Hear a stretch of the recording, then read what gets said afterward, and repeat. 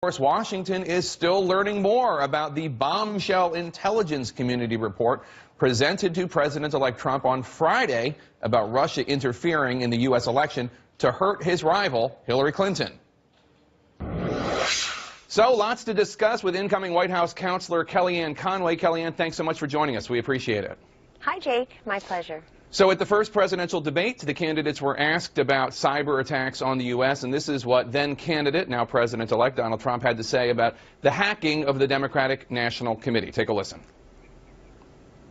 I don't think anybody knows it was Russia that broke into the DNC. She's saying Russia, Russia, Russia, but maybe it was. I mean, it could be Russia, but it could also be China. It could also be lots of other people. It also could be somebody sitting on their bed that weighs 400 pounds, okay? You don't know who broke in to DNC.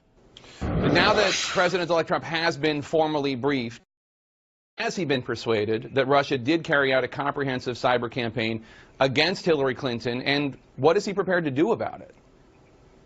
Jake, if you read his entire statement, followed the briefing on Friday, he makes very clear that Russia, China, and others have attempted to attack different government institutions and businesses and individuals and organizations over a series of time. He specifically mentions the Democratic National Committee because that's why we're having this conversation.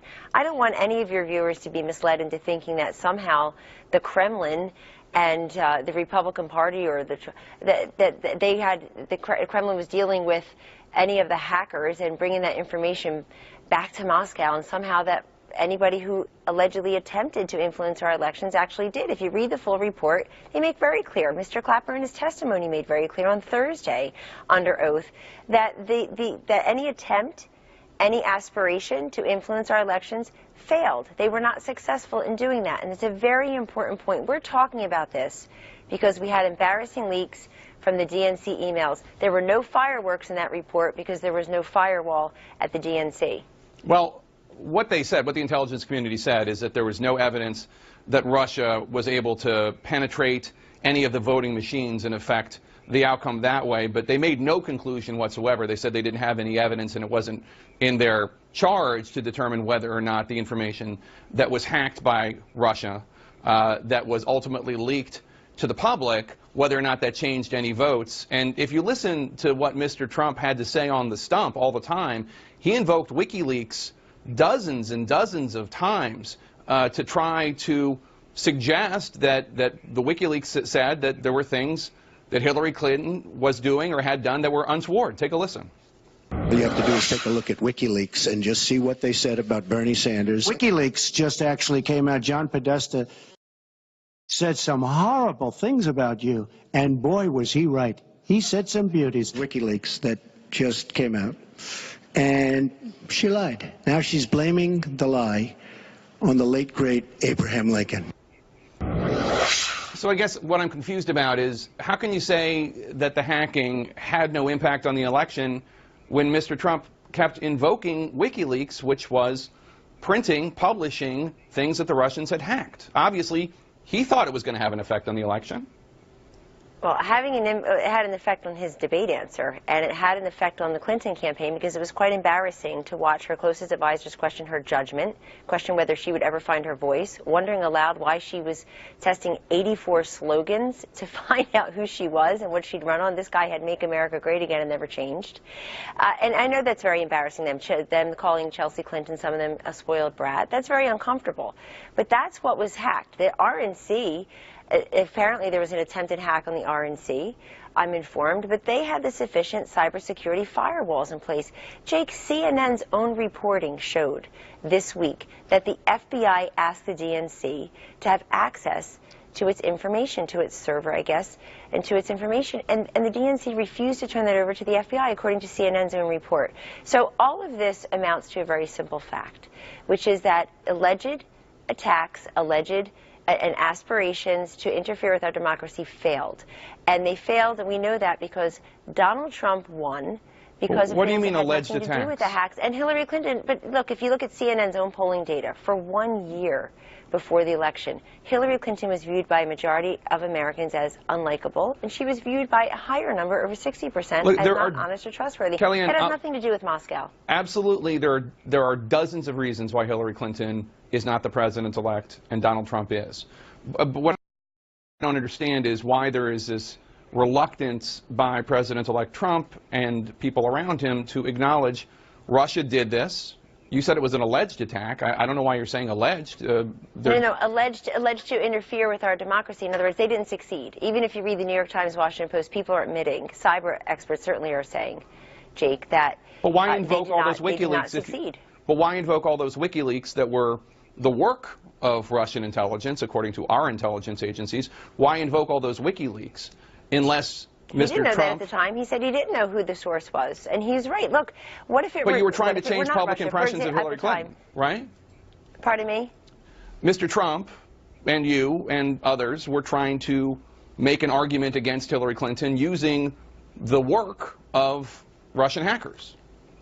Oh, you know what, Jake, with all due respect to Hillary Clinton, we didn't need WikiLeaks to convince the American people that they didn't like her, didn't trust her, didn't find her to be honest. She did that all on her own. She got this party started by setting up an illegal server and opening it to hacks for intelligence or security information that's much more serious than what a political party would have on their server. Sure, but if you didn't need WikiLeaks, why keep mentioning I just want to answer your question, too. Yeah. I want to answer your question, too.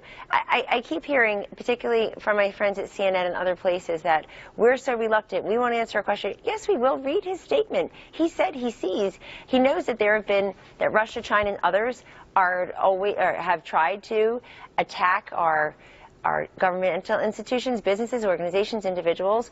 And let me add to that, where was the outcry when China hacked into 21 million records through our Office of Personnel and Management, OPM, of private citizens? Their personal information, 21 million. They basically got the equivalent of a slap on the wrist, just like Vladimir Putin heard from President Obama earlier this year, knock it off, when he that they might be hacking into our information. Everything changed when the election result was not what they had anticipated. Why, if this is so important to our intelligence and our security, then why wasn't a bigger deal made about it? Why wasn't a big portion of the $1.2 billion Hillary Clinton wasted on her campaign invested in this messaging? Well, I remember the OPM hack being a pretty big story on my show on CNN and others, but let me ask you something. No, I mean the government. I'm glad you covered it. I mean, why didn't we where was the punishment on that with respect to that then we're expelling 35 Russian operatives a week before the report is even complete, a week before Mr. Clapper even goes and testifies under oath and makes very clear that there was no impact on the election. Senator McCain has said the same thing. Again, he said there was no impact on the voting process. We don't know. Right. There's no way of knowing what it affected these leaks. And if you didn't need WikiLeaks, President-elect Trump sure mentioned them dozens and dozens of times. I mean, they were part of the case you were making. But let's move on to something else. Let me just say, that's equivalent to Hillary Clinton trying to quote Republican senators and governors who weren't supporting Donald Trump. It's the equivalent. You're saying to your opponent, wow, you don't have support among your own group here. In the case of Secretary Clinton, she was being disparaged by members of her own team through email. So that's just very different from the issue at hand. That's entirely different from what was discussed in the intelligence briefing on Friday and at the committee hearings on Thursday. I do hope you agree. Were you in the briefing on Friday? I was not, because my top secret clearance is pending. What's your understanding of how the meeting went? Obviously, there's been a lot of hostility between President-elect Trump and the intelligence community. Was it an ugly meeting? Was it a hostile meeting from what you understand? It was cordial. I talked to the President-elect directly about it. It was cordial. He found it to be constructive. He was very happy that the intelligence community at the highest levels came to Trump Tower to brief him there. And we're really, the only that I would express is that the briefing came after leaks to the media, after leaks to NBC at the very least, after leaks to some print outlets, Jake. We cannot have people in positions of keeping us all safe and knowing classified information or intelligence information. We can't have them leaking to the media, and there I don't fault the media. You're just trying to get information and do your jobs to report, report it, break news, hashtag breaking news, of course. But at the same time, when asked on Friday, the White House dodged the question whether the administration was the source of the leaks to NBC News. We can't have this. That should really infuriate Americans today, that people who possess this information are sending it to the media ahead of the president-elect receiving the information, the vice president-elect, and perhaps even the